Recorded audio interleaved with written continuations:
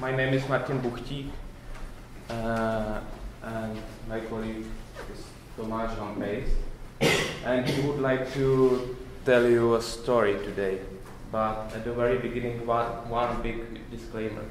We have tried to tell you a lot interesting things, but we realized that every time it took more than 1 hour. So we managed to cut it, and we are not sure if it is appropriate way how to present our results. We came here as researchers, but we also are LARPers and game designers, and it is a big part of our experience. We believe that it is possible to study reality through a fiction, and fiction includes games and simulations. Because for us as researchers, it is often difficult to access social reality in its whole complexity. And this is why we have found useful to use simulations and games as accessible models of reality. Today, therefore, we are going to talk about using role-playing simulations as a research method in the social science research. Particularly, we will talk about how to design a valid simulation. If there is someone who eventually does not know much about simulations or how the simulation look like, he or she can imagine widely known Stanford prison experiment led by Filippo Zimbardo. This is a great example of non-valid simulation, but it is an example of a role-playing simulation. Well, just briefly, data and resources. This paper is a part of our already published broader frame. Our analysis is based on various role-playing simulations we have conducted during last year, and these simulations are shown behind me, as well as the techniques we have used for analysis. Therefore, we are focusing on our primary data. In some instances, our conclusions are close to the other authors, but never mind. Well, some context. Everyone here knows computer-based simulations, I hope. For example, multi-agent models. Computer simulations have usually one big disadvantage. They are not able to produce its own sociality. In fact, and here I want to apologize to everyone who is fond of multi-agents, these simulations are only sophisticated thought experiments. Contrary to this fact, we believe that we are intentionally able to grow up live sociality.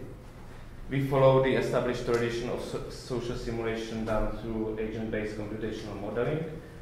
Well, the motto of generative social science, which is based in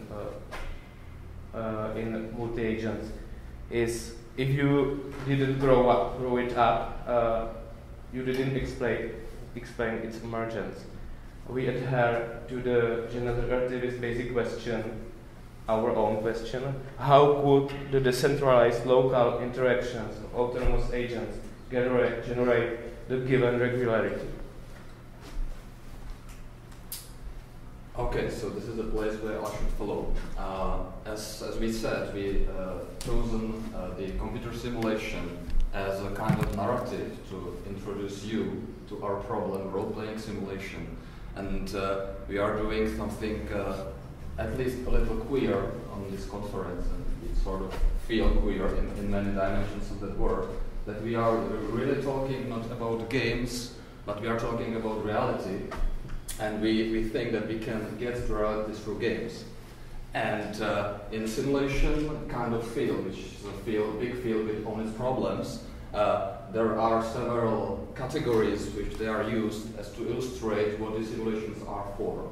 And basically, they try to create some macro phenomenon, which could be sociality, which could be a state of some systems through micro specifications. They try to somehow create something not directly, but through local interactions. And we sort of try to follow this tradition, but to use a live medium, to use real people, which is, of course, I hope you find it interesting and sort of strange too. And our main part of our paper here lies in that we will talk about what does it mean, what consequences it has if you use real people for modeling self-organizing systems, if you mix this together. Or can you? Yes. So, please. So, first of all, when designing such simulation, you have to ask yourself, is my reference system suitable for role-playing simulation? And answer is obviously not at all, or not always. You have to choose the suitable reference system to be further elaborated. Well, but what is the appropriate reference system, and in what way can the reference system, in which way it can be captured? First of all, role-playing simulations are usually small-scale human interactions within realistic time and with realistic space dynamics. Therefore, we are mostly modeling the short-time, closed human interactions with emergent self-organized results.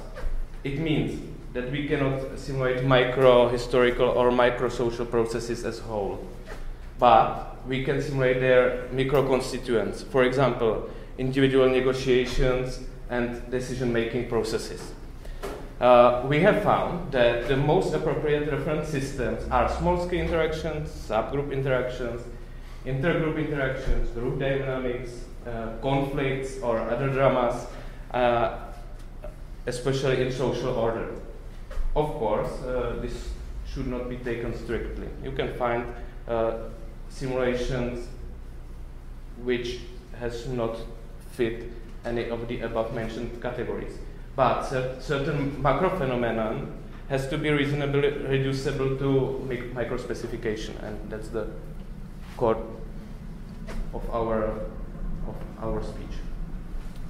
It means that one has to choose the key aspects which he wants to inquire and decide whether it is possible to inhibit the others. Finally, some parts of the reference system will be necessarily enacted more than the others.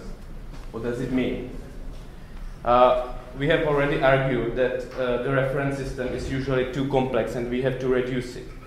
And that's why we need good model, theoretical assumptions, and mainly clear research aim is critical. And one has to know that we do not model systems, but we model problems. So our aim is to emphasize those aspects which are constituent for emerging certain states of problem. Necessary condition is to focus on the key aspects of reference system. Simply said, one has to choose what facts, actions, or processes should be emphasized in her simulation and consequently delivered to all participants. The task is to find satisfactory but minimal instructions, because as we have realized during our tries, the ability to remember and understand the instruction among participants is rather low. The selection must be really careful, and any information has to be explained enough and fixed to all participants. Of course, our participants do need to have specific capacities. Because contrary to computer simulations, instead of machines we use people, which has deep consequences. We need to know about capacities of our machines to run a role-playing simulation. Based on our previous work, we can say that validity of the simulation is rooted in the socio-cognitive argument. And argument follows. Argument for justification of usage of simulated social reality as a research method lies in the usage of the same socio-cognitive mechanisms and social competencies in the real and simulated social interaction. What does it mean? It means that pretending of action, therefore simulating, uses the same part of brain as in doing the action in reality. But, well, we have to add another capacities, and these are specific capacities. Not all the biocognitive machines, people, are capable to run specific simulation content. We have to choose people which have specific capacities to do so. So, participants need to have a specific capacity to play social reality. Well, there are three basic specific capacities. One has to have previous experience with simulated situation. We have to therefore ask, do they have enough skills from their lives to imagine the situation? And in this context, a social imagination is more important than exact knowledge. Why it is so? Our machines do not have time to react reflectively. They need to enact time constraints. They sometimes need to have some experience with role-playing because they have some tacit knowledge how to pretend, and they are not afraid about pretending. And of course, habitus in general, simulating habitus and previous experience and knowledge is always an important issue we have to take in mind. So these capacities, these three basic capacities, lead us to several competencies which are important for enabling our participants to handle easier with the simulation. First of all, participants use routine patterns of behavior. The capacities narrow possible solutions, so it is easier for orientation in the simulation and making individual decisions in role. Third, it influences the use of stereotypes. There we have mentioned that it is a potential pitfall to, when using stereotypes, the role-playing simulation designer should know about the simulation, about knowledge of our participants and relevant habits of them. Only the stereotypes could be used as extended vehicle for construction of interaction. The fourth competence is authenticity. Basically, it is adapting real stories, real experience into simulated process. And least but not last, emotions. If our people do have enough emotion, enough capacities, they are able to feel some emotions, and it is crucial for us. Thank you.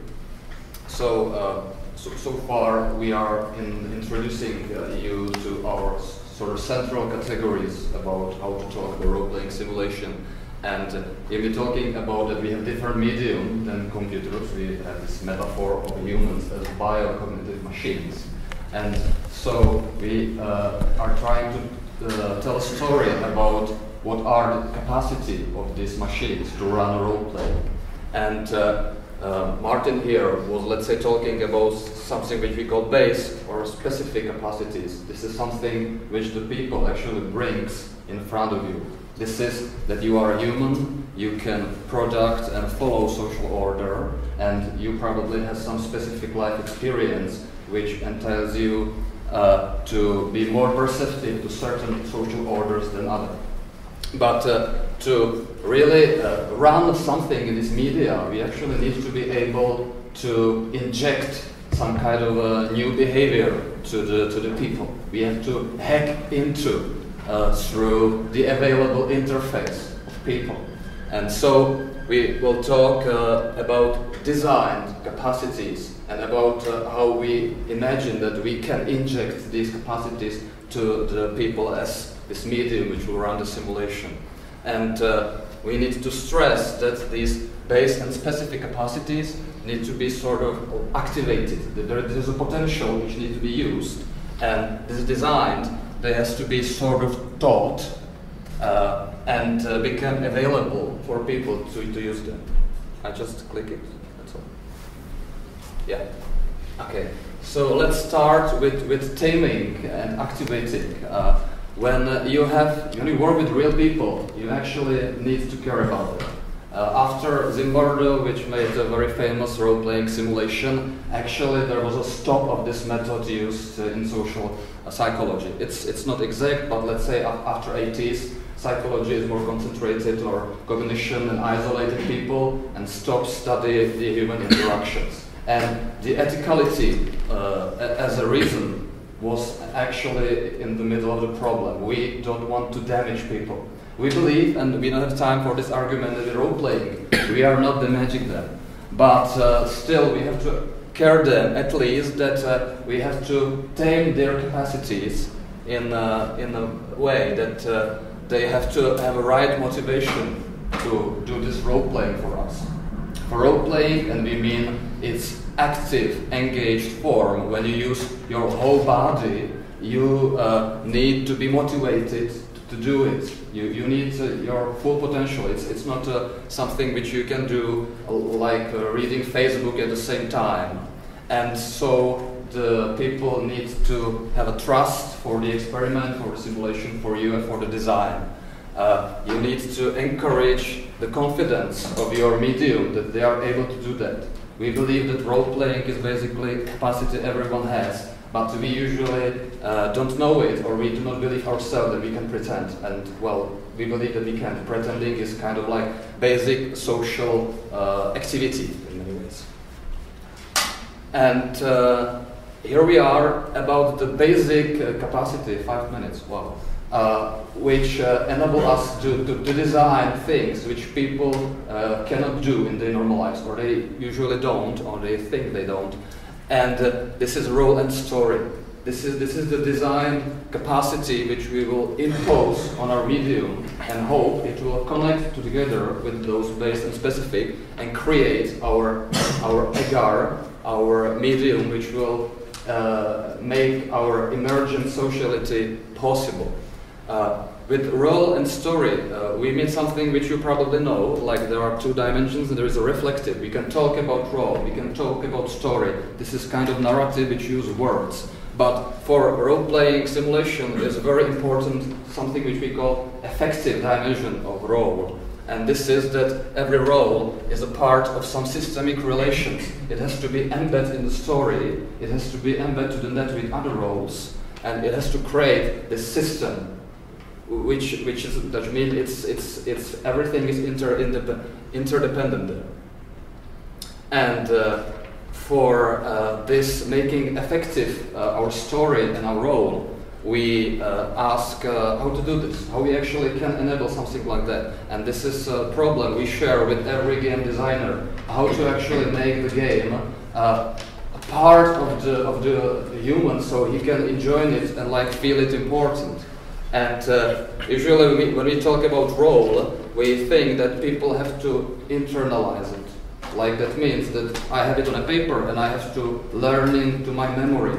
But that's a bad approach, at least that's what we think. That he just has to connect to something which we call diegetic environment, basically this fictitious simulated environment, if you don't know the term diegetic. And we call, and we explain that, well, theoretically, our paper is wholly theoretical and abstract, by second cognitive argument, that human cognition is situated, embodied, and extended to environment. There are no names here, but maybe you know Andy Clark or Ed Hutchins. Those are people behind concepts like distributed cognition and Andy Clark embodied cognition. And that means that when we are engaging with world, it's not actually everything happening in our head only. We form a cognitive system with the environment and we offload the processes to it. And one of the practical consequences for creating this diegetic environment is that you really like make it physical, and you make something which we call material anchors for concept which you need to to use in the simulation. So they are there and not just in people's minds. This is very important.